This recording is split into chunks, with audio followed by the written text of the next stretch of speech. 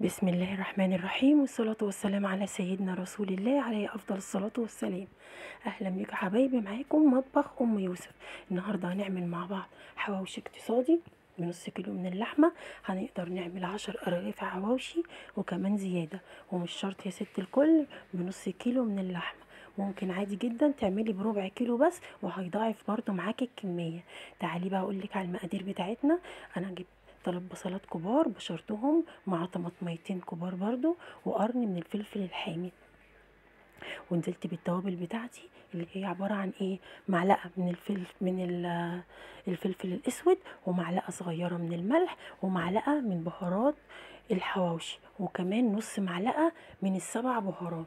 وقلبت كله مع بعضه، وبدأت بقى احشي في العيش بتاعنا. والعيش يا حبيبتي زي ما انت عايزة رغيف كبير، عايزة رغيف صغير، على حسب الحجم اللي انت تحبيه. وعملت بقى خليط بين السمنة والزيت، معلقتين سمنة على معلقتين زيت، ودهنت كده الصينية او الجريل بتاعي حسب اللي عندك. النهاردة احنا هنعمله على الطاسة، يعني ده حواوشي الطاسة.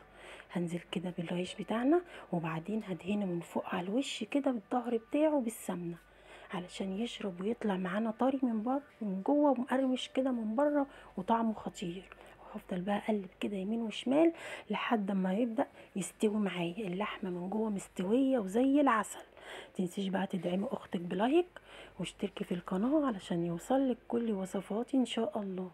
طبعا انا عاملاه على الجريل، وزي ما انت شايفة كده اللحمة استوت من جوه اهي، وكمان الجريل اداني شكل الحواوشي الجاهز اللي بره اللي بنعمله على الفحم. يعني انت مش ناقص بس غير تعملي فحمية على النار وهيطلع معاكي زي الجاهز واحلى. شايفين شكل العيش عامل ازاي؟